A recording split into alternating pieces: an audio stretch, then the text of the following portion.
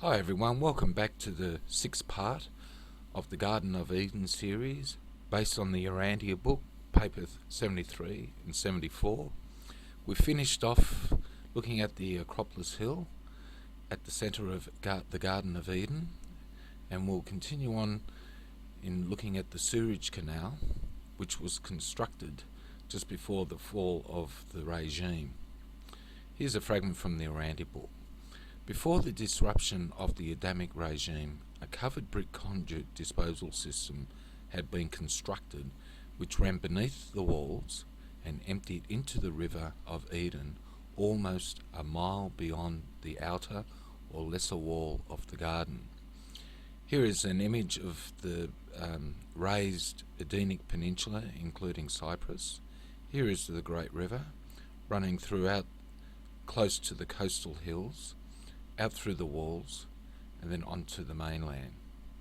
These are the walls here, or a depiction of the two walls, the inner wall and the outer wall, the lesser wall. And a sewage conduit, covered conduit, was created which ran from the city of Eden along the great river through the walls about 1 mile, where its outflow flowed into the great river. So if we go out and do an expedition, I believe that if we can scan this whole area, we should be able to locate the sewage conduit in the change of density and follow that, and that'll lead us to the walls, and then going and it should end a mile out from the outer wall.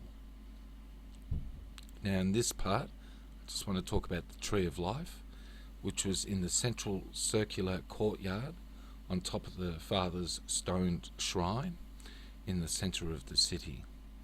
In the centre of the garden temple, Van planted a long-guarded tree of life, whose leaves were for the healing of the nations, and whose fruit had so long sustained him on earth. Van well knew that Adam and Eve would also be dependent on this gift of Urantia for their life maintenance after they once appeared on Urantia in material form. Again, a picture of the Acropolis Hill. When Van and his associates made ready the garden for Adam and Eve, they transplanted the Urantia tree from the Garden of Eden to the Garden of Eden, where once again it grew in a central circular courtyard of another temple to the Father. The first temple of the Father was Dalmatia City, which was built 500,000 years ago, where the sons of God lived, and after 300,000 years they rebelled unto the Lucifer Manifesto, and that's when they lost the access to the garden, to the Tree of Life of their garden. The garden, the Tree of Life, was preserved by Van for many thousands of years, and he knew that a new promised son would come who would need this tree, and therefore it was transplanted in Eden. And Adam and Eve periodically partook of its fruit for the maintenance of their dual form of physical life. When the plans of the material son went astray, Adam and his family were not permitted to carry the core of the tree away from the garden. When the Nodites invaded Eden, they were told they would become as gods if they partook of the fruit of the tree. Now that is also mentioned in the Bible, but in a different context. Much to their surprise, they found it unguarded.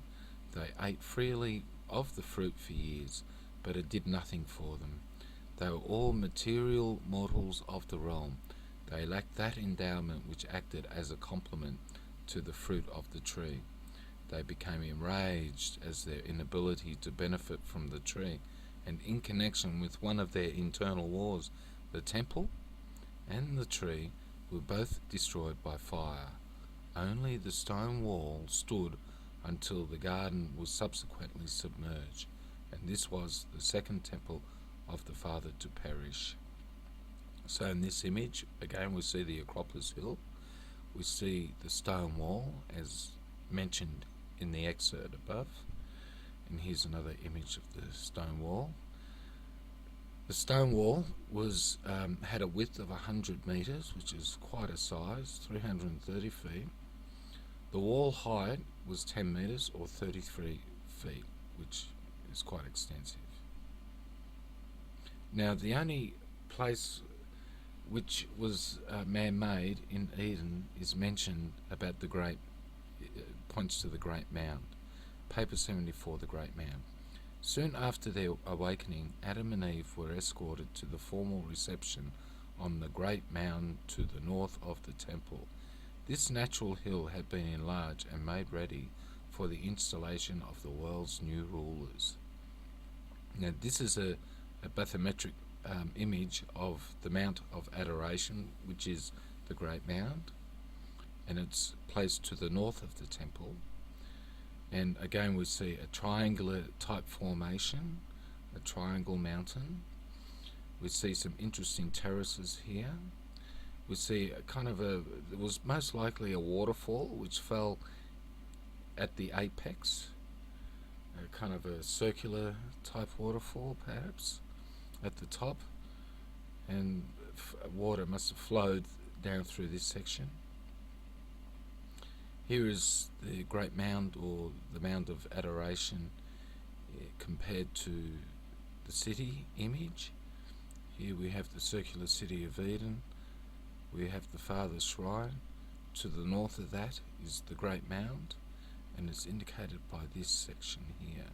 It looks like there could be a couple of great mounds, a couple of triangles here, I know, as triangle mountains, but that has to be again verified through an expedition. So, that is another target that we could go for. We could do a third expedition. What is really required is to do a drill to penetrate the mud, bring up sediments or a core sample of the sediments, and work out the age and exactly what happened, and to do a scan of all this valley to work out the grid, the pattern, the plan of the city, the grid of the city, and work out where all the ditches led to and how it was constructed. Now, Adam and Eve, the book of Adam and Eve also reflects the Garden of Eden and what we're going through right now in the hidden being revealed, made manifest. So here's a little excerpt which might give some light to what's going on now. But God, the Lord, said to Adam, "Indeed I say to you, this darkness will pass from you. Every day I have determined for you, until the fulfillment of my covenant, when I will save you and bring you back again into the garden, into the house of light you long for, in which there is no darkness. I will bring you to it in the kingdom of heaven." And that is precisely what's going on at the moment. And we have the book of the Lamb, the open seven-sealed scroll, which brings us back to the beginning, where the end comes from. And that's what Eden and its revealing represents today. A fulfillment of prophecy, going back to the beginning, where the end comes, where a new beginning begins. So this is the end of section 6. In the next section I'll be talking about prophecy and how the Garden of Eden is reflected in the books of religion, that when you bring all the fragments together, it paints a reality picture precisely of what we're going through. Thank you.